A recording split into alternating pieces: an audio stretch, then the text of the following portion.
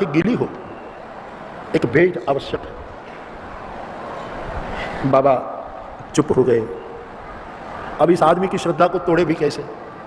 कहा कि ऐसा करो ना, 2-4 दिन के बाद आना। सलाम बाबा, एक ढाढ़स मिली, एक आश्वासन मिला, चला गया। 3-4 दिन के बाद फिर आया, बाबा भूल गए। फिर बैठा, देखते ही याद आई, वो मेरे पास तो कोई व्यवस्था नहीं है और मैंने उसको वादा किया था। फिर कहा भैया मैं भूल गया, माफ़ करना, हाँ 4-5 दिन के बाद फिर आना, खुदा करे व्यवस्था हो जाए। ठीक है बाबा, कोई बात, आऊँगा। गया, तीसरी बार आता है, चौथी बार आता है और व्यवस्था नहीं हो पा रही है। कहते हैं आखिरी बार, वो उसकी श्रद्धा भी गिरने की तैयारी थी कि अब क्या बाबा को भी संकोच में क्या डालूं, वो भी फकीर। कहते हैं कि आखिरी बार आया और कहा कि बाबा आप संकोच ना करो, बेटी का भाग हमारे नसीब, ठीक है कोई चिंता नहीं, आप दुआ देना। तब निजामुद्दीन औलिया साहब ने अपनी पादुका, अपनी जुत्ती, अपनी चप्पल उस आदमी को दी, ले जा तेरा काम हो जाएगा। उसको लगा कि इससे क्या होगा, बेटी की शादी इससे थोड़ी हो सकती, और ये भी फटी टूटी फकीर की जुतियां। लेकिन ठीक है बाबा, तो एक फटे कपड़े में उसको वो करके बगल में दबा करके निकला है, उदास चेहरा, क्या होगा। प्रयोग बनता है। उसी समय दिल्ली के बाहर जब वो पहुंचता है, उसी समय अमीर खुसरो अपनी समस्त संपदा लेकर लौट रहा है। ऊंट पर बैठा है आदमी, और उनके जो लोग थे वो देख रहे हैं कि अमीर कुछ अस्वस्थ लगता है। वो चारों ओर देखने लगा। उसके निजी व्यक्ति ने उसको पूछा कि साहब कुछ आप अस्वस्थ नजर आते, आप कुछ नाक को खींच रहे, क्या बात है, किसको खोज रहे, क्या हो रहा है?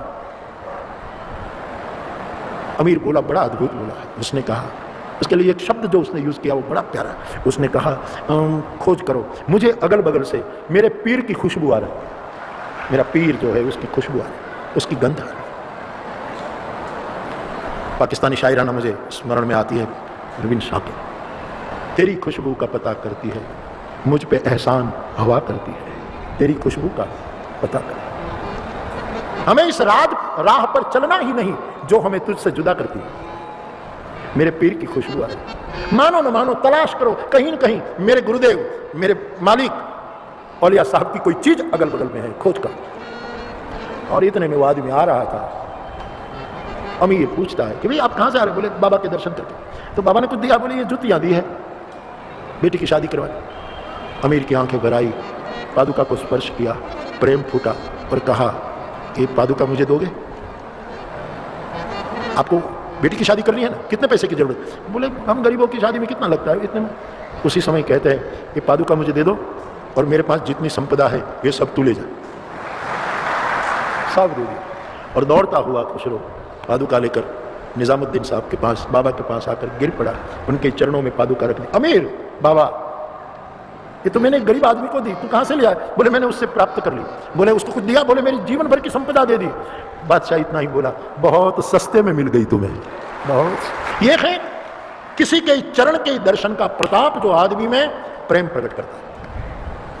लेकिन वो चरण असंग होने चाहिए, वो चरण उपासना से भरे होने चाहिए, वो चरण वासना से मुक्त होने चाहिए। तो चरण का स्पर्श वो भी हमारे यहाँ प्रेम को प्रकट कर सकता है। ऐसा एक प्रमाण अहल्या के प्रकरण में